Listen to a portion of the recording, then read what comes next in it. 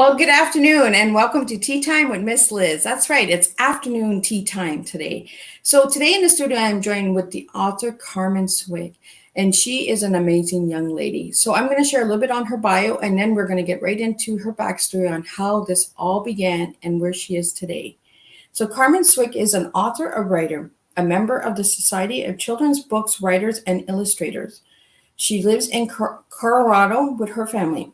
They enjoy many of the outdoor activities that the central state has to offer.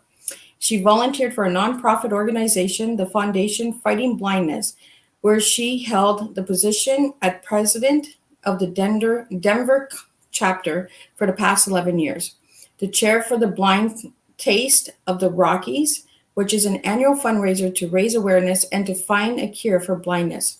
In 2012, she led the role of chair in Denver Vision Walk, chair for the Ride for Sight Poker Run fundraiser, all the while attending school and libraries for presentation workshops and signings for the Patch Land Adventure series. She is presenting children's books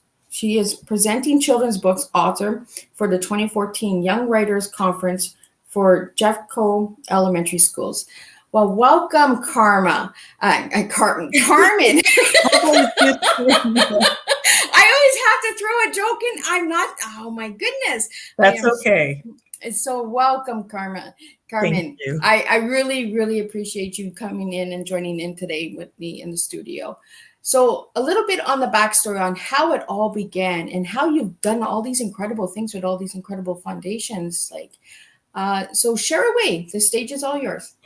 Okay, thank you. That was quite the introduction. I really appreciate that. And basically, just to give you a back origin of how I was inspired to start writing and how I fell into the Foundation Fighting Blindness is some of my friends, followers understand and know that my son Preston was born legally blind in his left eye, and he has some other prescriptions, amblyopia, strabismus, etc. And in order to strengthen his eye, his weaker eye, he had to patch his stronger eye.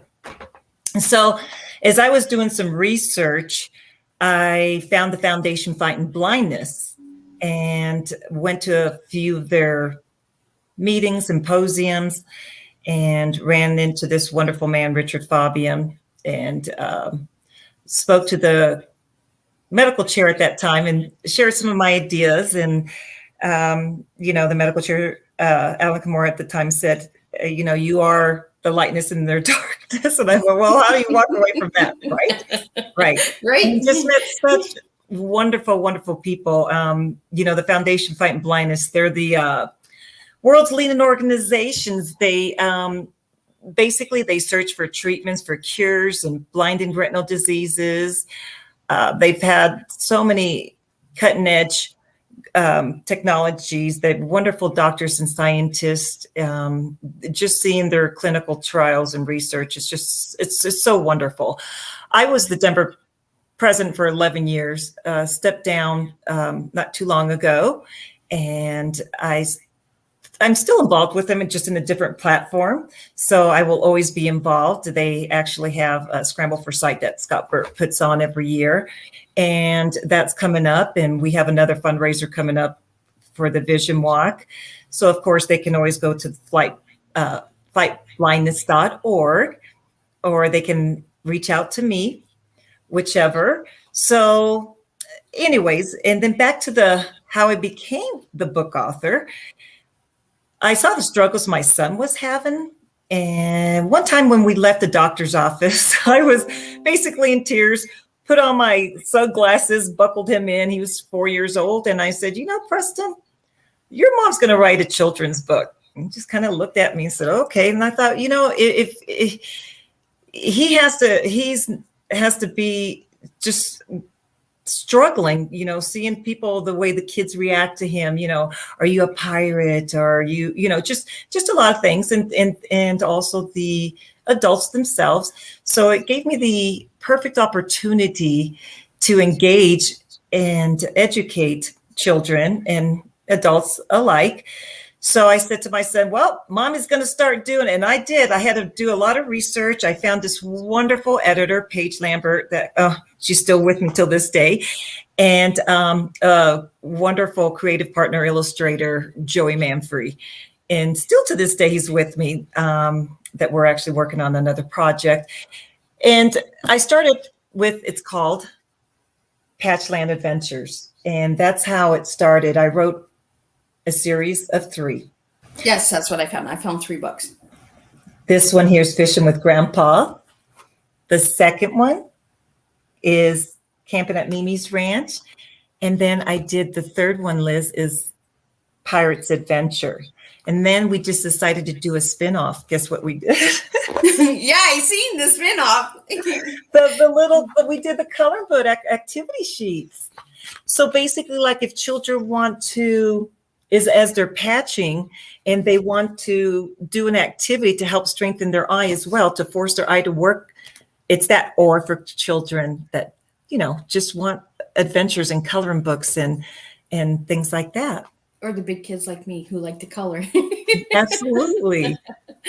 Yeah, when I seen the books, I was like, oh my goodness, those are amazing books for my granddaughter, and I was like, oh yeah. Like in the stories, I didn't get to read the stories, but I will be purchasing them and getting them for my granddaughter. And thank you. In the story of the grandpa, is there like a storyline, like an adventure with grandpa, an adventure with Mimi, the pirate? Like, yes. So I did base a lot of the true stories, the backstories on this is, I'll show you a picture. My father, I don't know why I'm getting emotional about that, but he inspired me to write this title with this book because this is a pretty good illustration of my father. And there was this picture when he took my son to go fishing around the age of 4, around this age. And I took a picture from their back. And I just was, there was just something about that. And I thought, you know what? There it is. Oh, wow. That is nice. So it just inspired me that a child can do anything they want to do, regardless the challenge, even with an eye patch on. So that's how the adventure started. So he went fishing with an eye patch, and he went camping at Mimi's Ranch, riding a horse. I like that, Mimi. There's a lot of people that are being called Mimis now. So Mimi actually stands for grandma, right? Right. That is his grandma. And just showing other kids here with their eye patches that, they can do anything. And at night, what this is they go to Patchland Adventures. So basically at night, he puts his eye patch underneath his pillow, and that's how it becomes Patchland. Basically, every animal, the airplane that I have wears an eye patch, and it's safe to do so. They ride their ATVs, they play soccer, they just go through all these adventures, showing these children, look what you can do. You can do anything you want to do. I like that. And I like that. I have vision problems with my eyes, so I'm slowly losing my eyesight. So it really meant a lot to have you on and to learn more about everything and the journey and all that. So as a mom, it must have been hard knowing, right, that your child, like, to the moms that are out there listening and that will watch the replay, what message do you have for them? Perseverance is you're your child's advocate. They did a interview, the foundation did, as a parent going through the support and what we actually feel and go through. You most definitely have to be their cheerleader. You have to be everything that you can possibly be, that person who goes out and researches, educates, just let them know that they can do anything that they can do. And, inside you wonder, did I do something wrong during pregnancy? Is there something I could have done differently? Am I doing everything I possibly can to help my child have the best life that he can by educating myself and diving into the foundation, which, oh my gosh, with you losing your vision. I mean, the Foundation Fighting Blindness, I can't say enough of the people that I've met there with the Lewis family, and there's just the Cronenberg. There's just so many there that I just have lifetime friends and family. Anyways, there's of information and support. And that's one thing that I've learned, to be that person and let that person be what they need to be. They're going to go through ups and downs. There's going to be depressions. There's going to be hardships. There's going to be so much going on with their mind. But at the end of the day, when you're there to pick them up, say, hey, you can do anything you want to do. My son played basketball. He played football. He played soccer as a little guy, lacrosse through high school, motocross. There's a big picture of him behind me doing motocross. So he raced. So let him know that you can do anything you want to do, climb mountains, do whatever you want to do. You just have to do it differently. Maybe.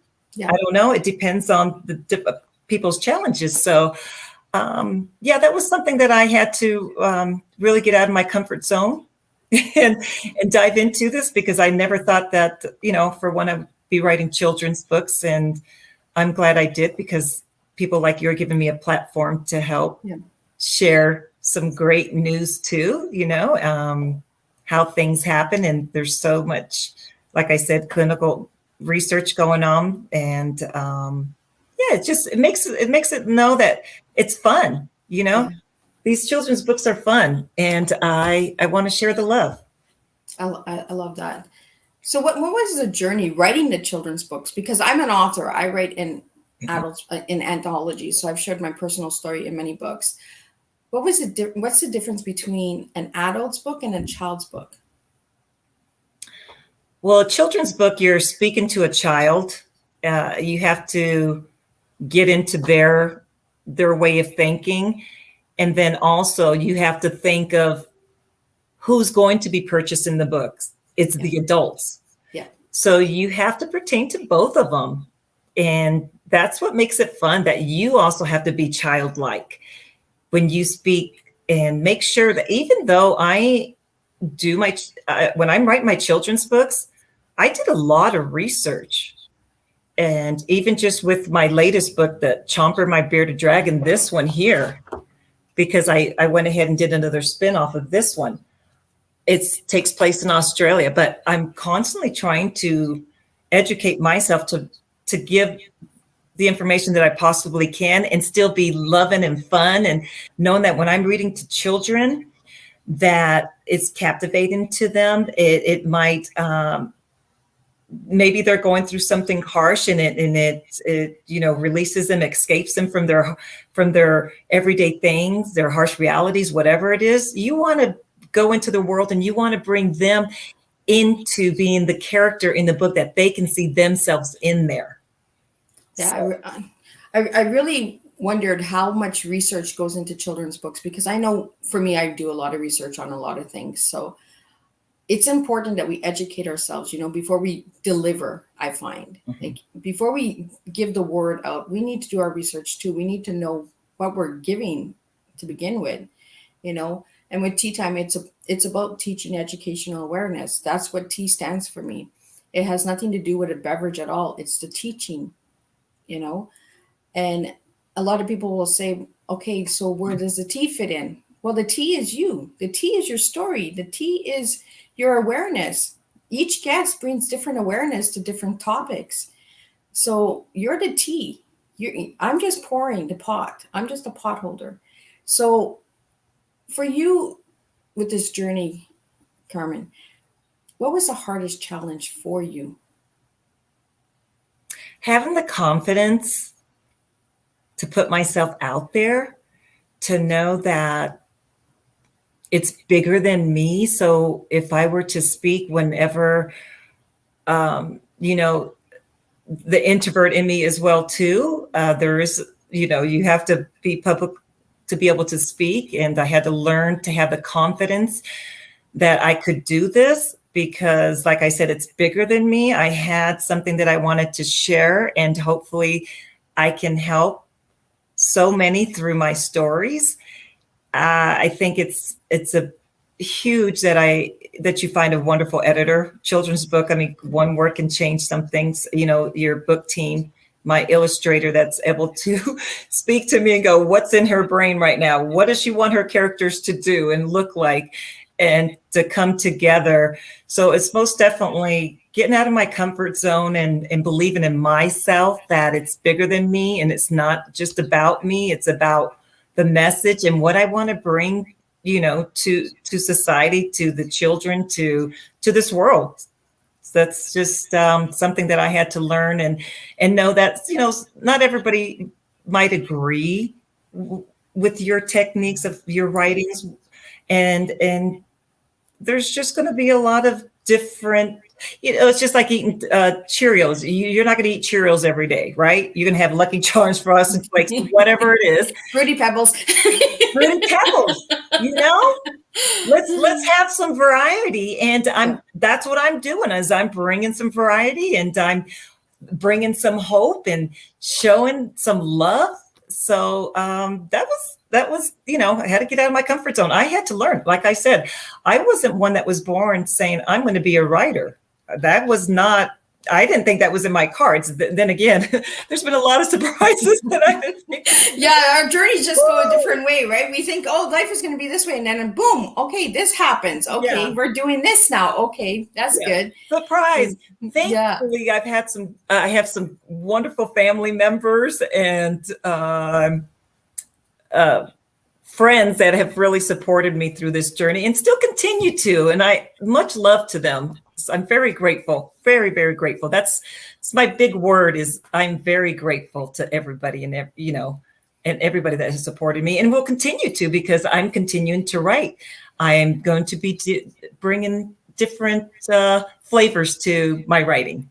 So are you working on a Chompers 2 book?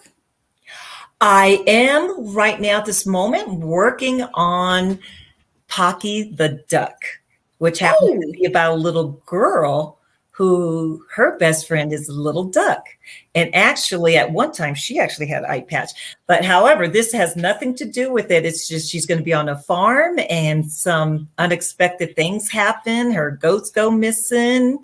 It's a lot of fun. I'm excited about it. My illustrator has just sent me some things with the cover that we're working on and character bios, because we do something differently.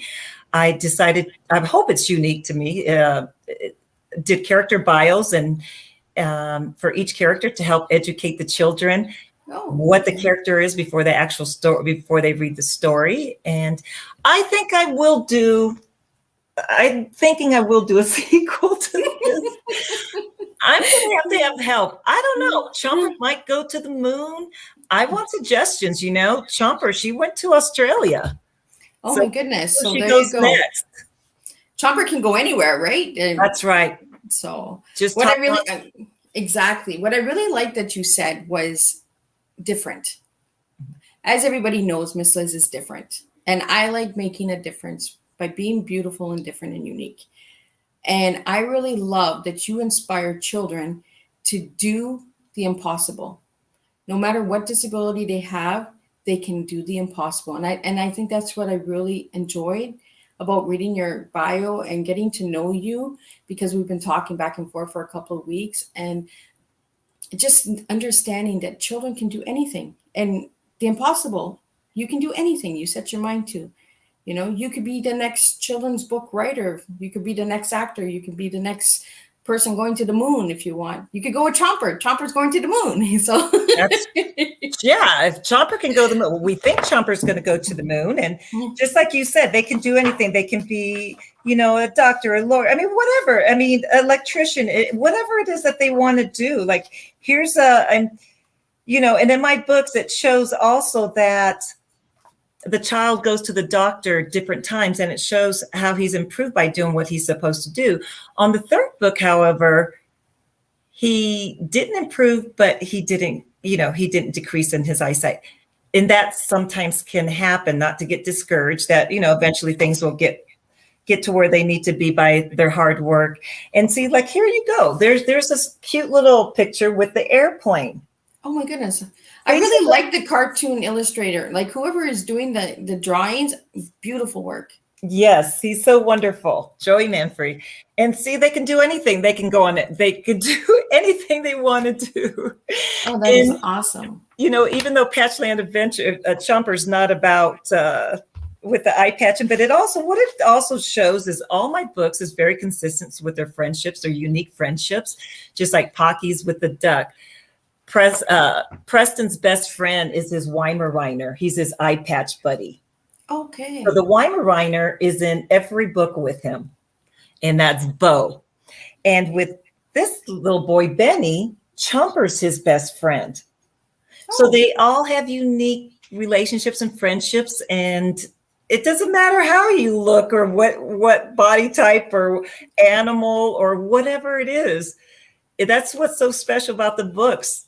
You can escape and do anything and be anyone you want to be. And hopefully I can bring the child to be in one of the characters in the book, and that they can see themselves being a character with the unique friendships that they develop. I really like that. I like that you put the word friendship in there. And I really enjoy having books on Teatime because I believe children need to read more. They need to get into it and get back into that imaginary land, like things can happen in a book, vision the book, vision the story. I know when I read a book, I'm like right in there. It's like watching and walking through the story. So. Yeah. So I also have these little animals. This is Barry the black bear with an eye patch. Oh my goodness. Oh, he's so cute. He's so cuddly. And these children love, they can use them for eye patch and, time, or just for a child that just wants this. And like, here's a little horse for like camping at Mimi's Ranch, because the horse has an injury in book 2. And, they have to figure out what happened to the horse, and children love to figure out, oh no, what happened to the horse? How's he going to get better? They want a solution and they want to see that. Yeah. And that in every book, it shows an episode happening, and then how is it, going to get better, or how are we going to fix it? And there's always a solution in the books. So it's kind of neat. This is Mr. Koala. He's our wise one. Oh, he's adorable. Yeah. So there you go. Yeah. So love this. I love that you have little teddy bears and stuffed animals, and I collect big teddy bears. Like, I'm a big old kid. I'm a kid at heart, so I love bears. I've given them all names, and my kids will ask, and I'll be like, "You move, Mr. Ruffles," and and yeah.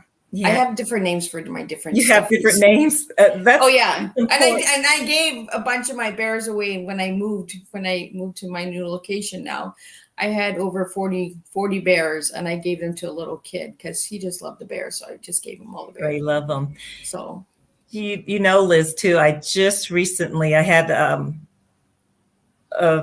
nonprofit called Love Smiles that just reached out to me and asked if I would be one of the authors to video record myself. Basically, I did it with my phone. I was trying all these different crazy things, reading each book. So what happens is I touching on, just because your heart is very big with foundations and nonprofits and stuff, but this is children, obviously. And when I record it, I sent her my video of my recording. What she does is they developed an app. So these children, for the pediatric oncology hospital, children's hospital, they get to take the app, download it, and while they're going through their infusions, they get to pick an author to help them escape during those harsh realities. Oh. So that's just another way of, being more innovative with the children's books. There's just so many different things now, like with your platform here, that how we can share to read. You can do it with YouTube, and there's just, so it's just a lovely thing to be able to expand more on my brand. So, like, if anybody wanted to reach out to you for books, I'm going to bring up those links onto the stage, and then we'll get into the blind Fighting the Blind Foundation, because I'd like to learn more about them as well and understand what they do for families and all that. So I'm going to bring a couple of links up and you can explain what they are and different stories that I found on you as well. Oh, geez. So yeah, I found a lot of stuff because you're all over, girl. So I did find your website. So I'm guessing that's where people can get your books. And all that. over in a good way now. Always in a good way. So I did find your website, Carmen. And then I did find Amazon where you can get the books. And I believe I found the Goodreads. And then I found your LinkedIn. So if anybody would like to reach out to Carmen, they can reach out to you on LinkedIn. I'm on Facebook, on Twitter. So I found Amazon, the Patchland Adventures. What else did I find? I found so much. And then the WordPress. That's my blog, yes. So you have a blog. So do you write on that blog every day or once a month? I'm not as active as I should be on it. And I definitely have to work towards that. And I will. It's also attached to my blog is attached to my Amazon also. So if they follow me as an author, they will be able to get my blog that way as well. So if they go onto the Amazon, it's also on Barnes and Noble. And I really also like to preach too, is going to your local libraries. If they don't have my book, they can get it in. Yes. And also your local bookstores. They would love to be able to, get your business and bring my books in as well too. So that's really awesome. Big to me because they're very supportive also to your local book authors and indie and traditional authors. They're very supportive. So I like to also, give a big ups for the local bookstores as well. Awesome. And libraries. So then I found your Facebook. So if anybody would like to reach out to you on Facebook. And I found, what else did I find?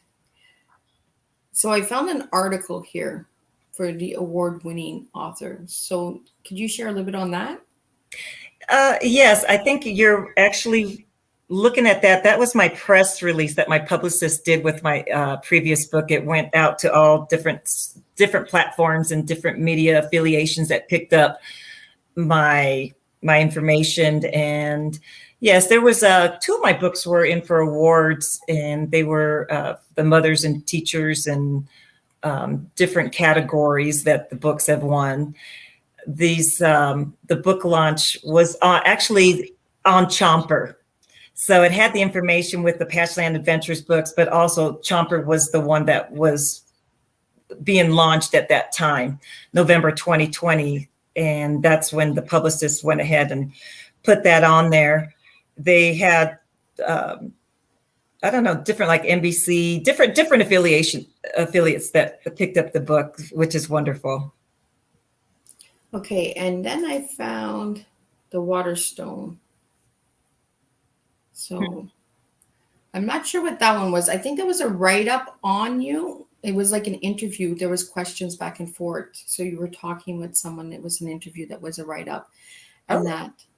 And then you had sent me the mother story. So we're going to get into that because this is where the Fighting Blindness Foundation comes in, I believe, right?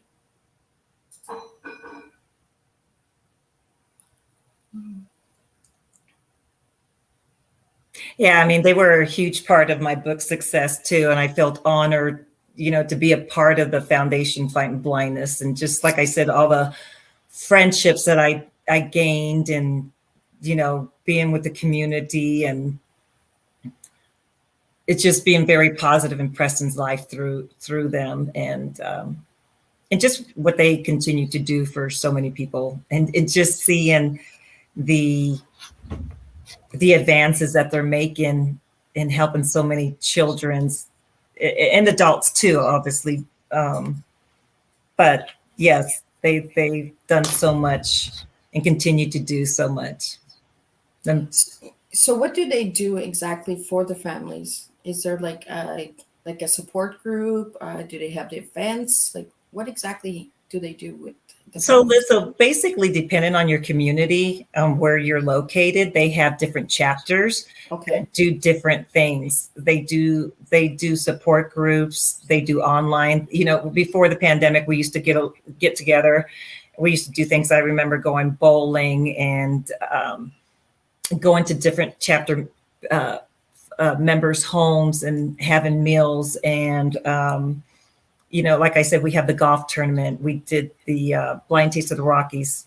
We set up one of my brother's hangars and we turned it into a jet set venue. We had speakers, you know, people involved with the foundation. We have some pretty big hitters. Actually,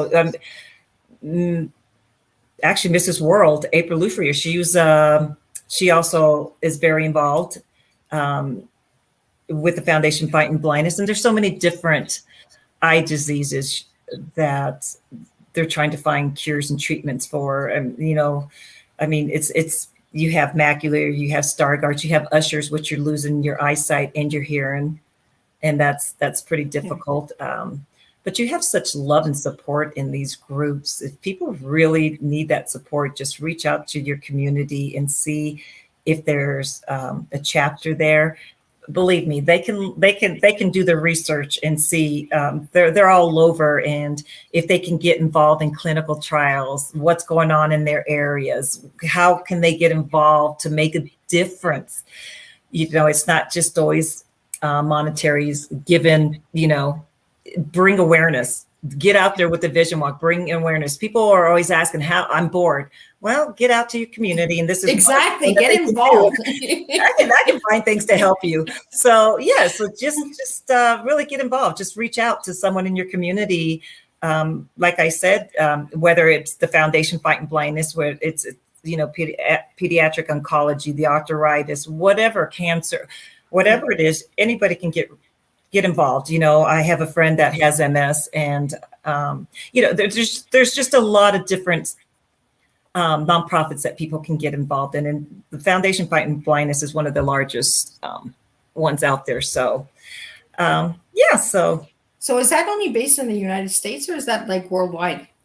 You know, they're starting to go to different places, and that's just something that I was just talking to Richard Fabian about that too. I believe they might be in Australia now. So there's still some things that I need to educate myself a little bit more on what has happened recently. Okay. So, but they most definitely can find any support by going online that I might not be able to find. That if I can't find this for you, I can help direct you to where you can. And they have, you know, different symposiums now. They go online. So everybody can join in on the new advances that they have. What is going on? What new vitamins is new shots for your eyes? You know, just anything that you need. It's there. Yeah. And that's why obviously they need to do the fundraiser so they can do the research that they need, the clinical trials and stuff. So is there any way that we could help with getting the awareness out there? Like, by having this interview with you, what more could we do for the viewers out there? How can they connect and get involved? Like I had mentioned, they can get involved in their community. They can get involved in the vision walks. They can do online fundraising. Like my friend Scott Bird has his golf tournament now. You can become a sponsor. You don't actually have to be there presently there, but you can get your company's name there or your name or nominous. Whatever it is that you want to do, most definitely there's many ways of getting involved and making a difference to bring awareness to where a lot of people are not aware of that this foundation is here to help them, to help be, you know, a sense of community for them. And that's what the chapters bring for them. Well, that's cool. And that's how I find things out too, is research. Mm-hmm. Just research. If you want to know something, just look for it. You know, and if you can't find it, then create it. Correct. You know? Yes. It's not out there, then create it if you really want it. Make the difference that you want to see in the world, you know? Yeah, so, get your tribe out there. I had to, you know, get my tribe out there. It's just, looking at this picture with my son that we were at the Patchland Adventures Vision Walk, and I just seeing him there on that article that you were speaking of with the A Mother's Perseverance for her son, after learning what, Preston needed and how my journey started. So yeah, it's really neat. And I will continue to read books and help out there in the community. And I like to donate books when I can. So it really helps when if someone has it that they are able to do that I can also donate to different organizations as well. So do you travel, Carmen, like to go to different schools and that to share on the books, or? I did. I don't now because, of what's going on, but I was able to go to the libraries. I mean, not the libraries, but I just did 2 different events. I was outside at the park. So I was able to read to the children and explain different books, things like that. So I've been able to do that at least, and authors are able to do it through Zoom now. Yeah. So there's other ways of communicating with children and being still involved with them. So did you find any book groups for children online during what's going on with COVID? In which way do you mean? Like, was there any Facebook groups created or Instagram groups created for children, like to read to them? Yes, actually, I'm going to be reading here in a couple weeks on Clubhouse. It's a new, which I've connected with you on Clubhouse.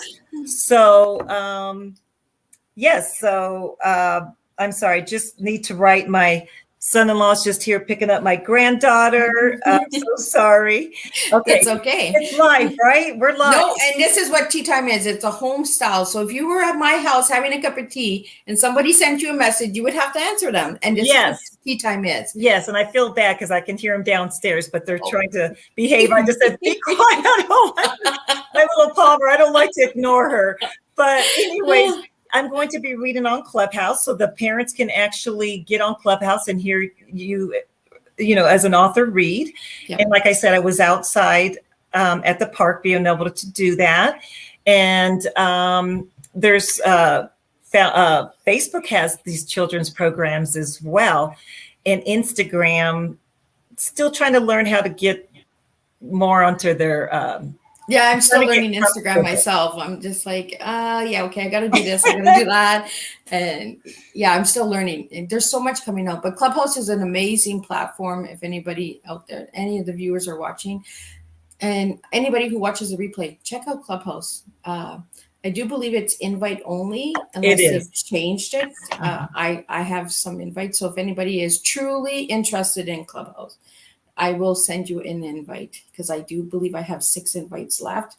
So I will give you it for no charge. That's great. Yes, I also have some as well. But I'm saving my invites for people who are serious about networking and connecting, because that is an amazing platform for working.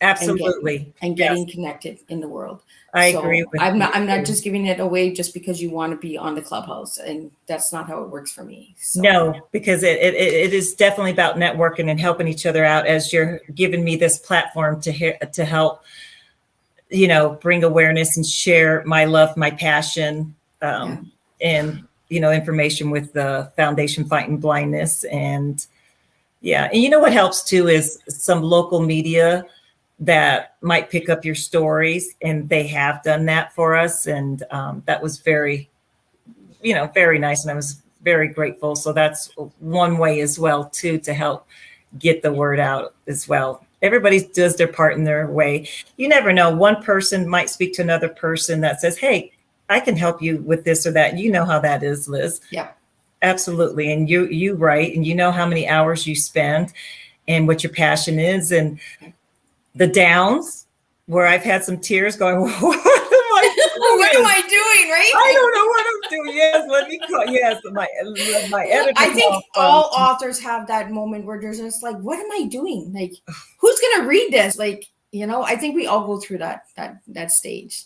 Yeah. whether it's children's books or adult books, or I think we all go through that as an author, it's that self-doubt, that one moment of glance, like, you know, but we always get through it, and then the books come out and then we're like, oh my God.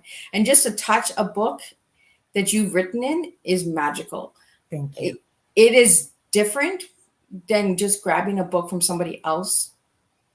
But when you write in a book and you actually hold that magic piece, the book itself it's magical. I cry every time I open my boxes. Like, I'm just like, oh my God, I can't believe I'm in this book. Like, Right. I'm a co-author for 4 books, and I'm working on my first draft because it's going to be launched in the spring for book 4 for Sacred Hearts Rising.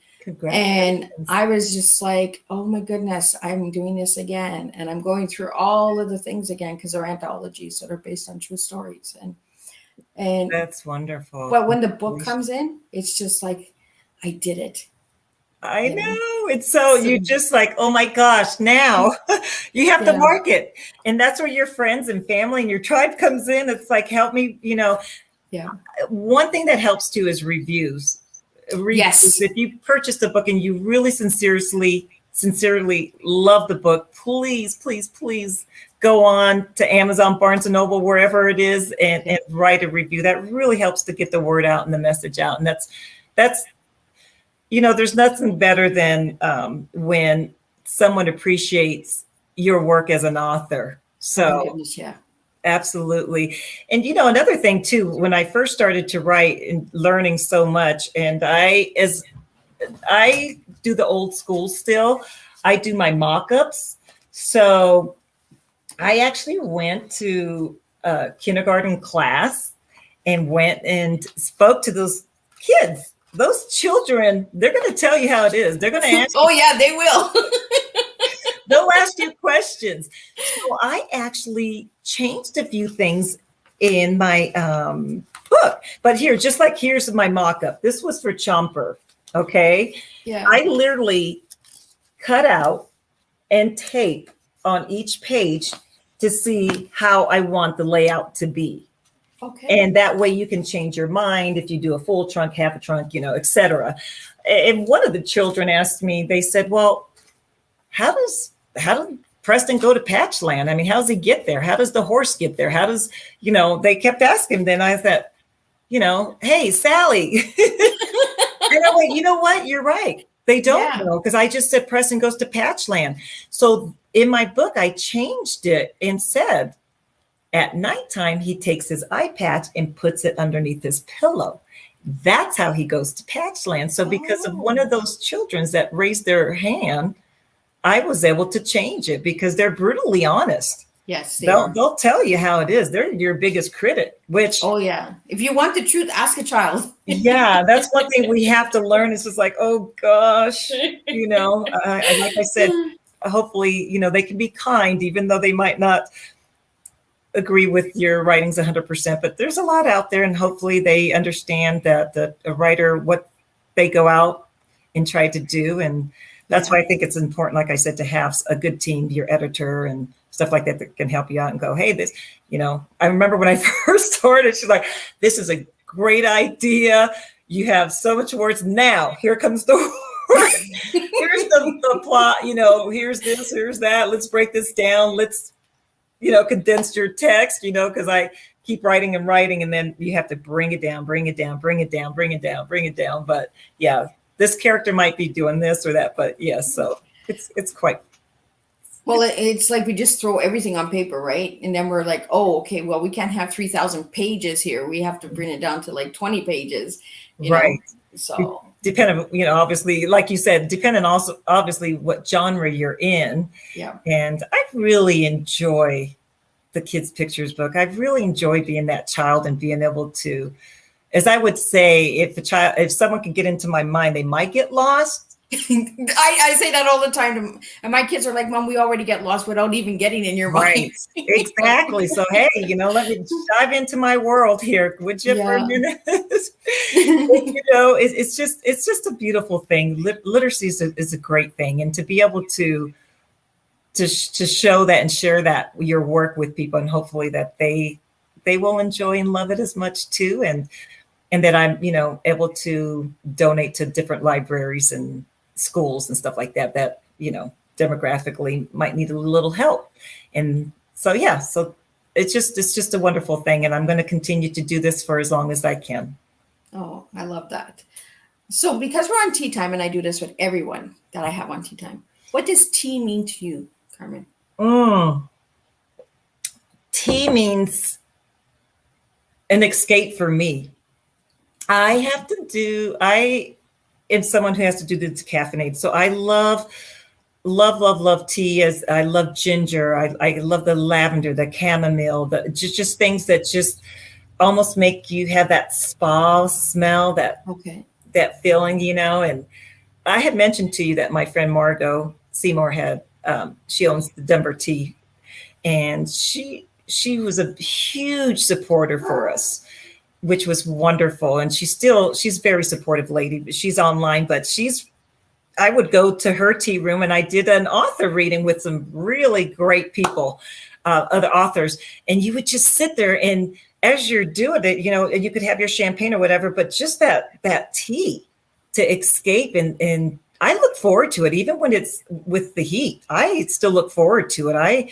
I grab my tea in the late afternoon, and it's just something about it that it helps to relax me. And I need that.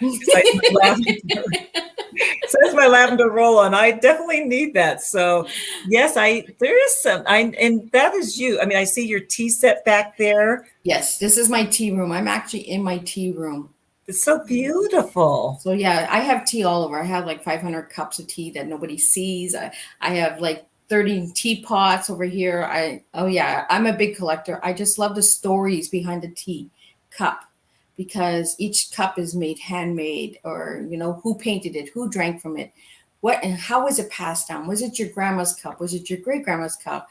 How many times did you drink out of it? So there's so many stories with a teacup, and that's what life is all about. We have all these different stories that make us. So yeah.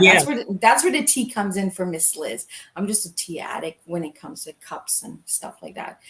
And what I do with all of the guests that come on is, if you notice their posters, Carmen's favorite color was pink. So you'll see that I'm wearing pink, and I'm drinking from a pink teacup. So very good. I always bring in the personal touch, because I feel that we need that more in the world. We need that personal connection. So yes, and I'm wearing like this little rose quartz today, the little pink that I had some local. Actually, she's an author too. She make this bracelet too, and my granddaughter's favorite color is pink. I also like red, so I applaud you for bringing in my love here. So thank you. And doesn't a cup of tea bring in for some great conversations too? It does. While you're sitting there holding that nice warm cup, and just like I said, there's just something about holding your hands and tasting that tea. And I'm actually drinking today strawberry pink lemonade tea. So I love lemon teas. I just love the citrus teas a lot. So I love lemon as well. It relaxes me and makes me just calm, right? So now if I gave you the letters TEA, what words come for each letter? TEA? Yeah. And you want me to come up with one for each one, right? Mm-hmm. For T, tremendous love for the world and support. Oh, I love that. I've never gotten that word yet. Yes. And the E, oh my gosh, there's a lot of words floating around, but the energy, the eyes, there's just so many that I could come up with. The E, obviously we're speaking about the eye, the health of an eye. E, having the energy that you need to persevere what you're doing, keep going and going and going. Yes. And then the A, I'm sure there's a lot of people going, Carmen, let me help you here. Right, they're all like screaming. Well, where's the comments at?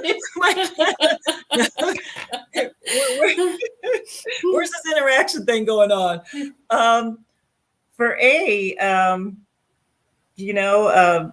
sometimes being absent is okay. Oh, So I have those to. are three words I've never gotten before. And there's a reason why I ask all of the guests these questions, is because each cup is different. Absolutely. And each person is different. And they just see. escape and be absent. You just. I like that. I like that. Well, the energy, right? We need to be absent from the, That's sometimes. Right. I really like the that. tremendous energy, and you can be absent from just, yes. There you go. So that's Carmen's message for tea. So for all the viewers out there, and for the ones that will be watching the replay, please reach out. Please make a difference. If you know of someone who is struggling with eyesight problems, please reach out to the Fighting Blindness Foundation. See how you can help. Get connected, get involved, do your research, because there's so many different organizations and foundations out there that need to be seen. They need to be heard. And this is what I do, is I bring awareness to all of these incredible places that are not being seen. And I'm throwing that word seen in there a lot because we work with the eyes. We see with the eyes and we feel with our eyes. If you really want to know the truth about anyone, look at the eye. You'll see. Yeah, because you can have sight without having vision. So. Exactly. And as you know, I'd like to talk to you further about your eyes as well, and see how I can possibly help direct you and give you some comfort in what you might be experiencing. Yeah, it's been since I've been little, and they told me that by the time I'm 55, I'll be completely blind. But I pray to the Lord that, he'll give me an extra 5-10 years, but it's a journey. So I enjoy looking at things, the small things, and enjoying the little things. This is why this is so personal to you. Yeah. And to have me here, I feel very honored and to be here, that you chose me to be here for this time with you. And I really would like to hear more about your eyesight as well too. Well, and I see what we appreciate can that. do for you, and see that there's hope. And as you said, they're telling you this, but I'm looking at the Foundation Fighting Blindness and saying, there's hope. There is. Just remember that. There's always hope. Well, I hold on to the hope, right? And all of my guests, I personally reach out to them because they connect. There's something in your story, your backstory, that grabs me. I want to bring guests on that relate and resonate with my story in some way. So children's book, I love children's book. And I'm actually trying to write my first children's book as well. So that's why I asked a lot of questions on the children's book, because I'd like to write a story on my granddaughter. So Oma and Raylan's adventures. So I just want to kind of do like a spelling bee kind of book where children get to spell the words and that. So I'm big on education. One word changes everything. It's people are not aware of that, how one word can just change so much. So, and one thing to remember is in a children's book, every page has to tell a story. So anyway. Yeah, I've been doing a lot of research on that. So I'm really looking into authors this year for Teatime, and people that are different and beautiful, because we all have a different story and that. So being different is okay. That's what makes this world go around. And I'm so thankful for all the differences in people. And I just love that there's just so many. It's like a big melting pot of differences in people. And that's what makes these people so unique. It makes you unique. It makes you lovable. It makes you who you are. Just keep shining your light. No matter how it's shining, keep shining it. Yeah, I'm that little glow worm. Maybe I'll be a glow worm in the children's book. Yeah. Thank you, Liz, so much for this time. And like I said, in this platform, and able to get my message out as well. It was wonderful spending this time. And I'm very grateful and humbled that you chose me to be here with you as one of your presenting authors today. Well, I want to really thank you for joining me in the studio today. So any final words before we close our tea time up? I honestly just want to say thank you so much for everybody that has supported me and keeps supporting me. And I'm very grateful for people like you.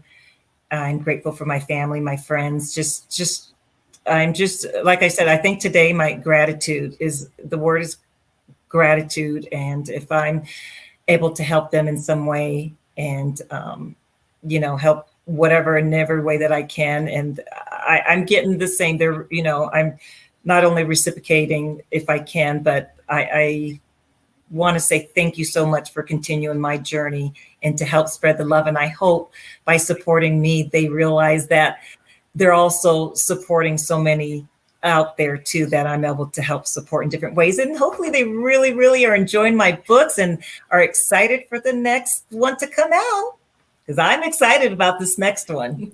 Very excited. Hopefully by November. Oh, awesome. Before the Christmas. Yes. Christmas books. Yes. So my author and my illustrator and I, we keep each other accountable. We speak on a weekly basis. Oh, that's cool. So we stay on track. Awesome. Yep. So I want to thank all the viewers who watched today. I did see some of the comments coming in. I'm going to be working on the glitches, because there's glitches on the studio in here.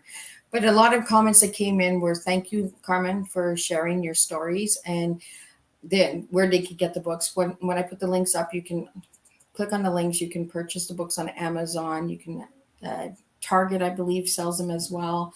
And you can find Carmen on Instagram, Twitter as well.